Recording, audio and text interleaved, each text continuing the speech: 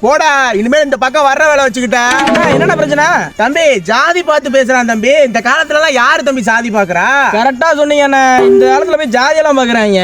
ஆமா தம்பி, ஆமா. நீங்க என்ன வேலையா வந்திருக்கீங்க? எனக்கு பொண்ணு பாக்குற விஷயமா வந்திருக்கேன். அப்படியா? சந்தோஷமா பாத்துடுவோம். ஆமா, நீ என்ன ஆளு? அண்ணா என்னண்ணா பார்த்தா தெரியல, ஆம்பளை ஆளு தானே. நீ ஆம்பளை ஆளு எங்களுக்கு தெரியாத.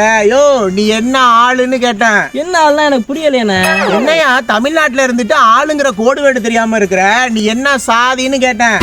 இன்னும் யார் சாதி பாக்குறான்னு சொல்லி விட்டு இப்ப என்னகிட்டே சாதி கேக்குறியா நீ? தம்பி, நம்ம ஊர்ல எல்லாரும் வாய் வார்த்தைக்கு தான் யாரு இங்க சாதி பாக்குறான்னு சொல்லுவோம். ஆனா சாதி பார்க்காம எதையுமே பண்ண மாட்டோம்.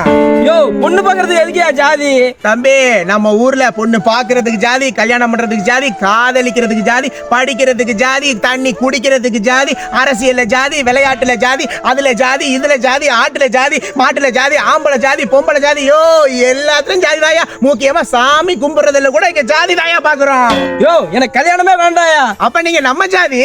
நம்ம ஜாதியா? ஆமா தம்பி, எனக்கு என்ன கல்யாணம் ஆகலையா? நம்ம எல்லாரும் மொட்டை பசங்க ஜாதி. போடா ஜாதி கூ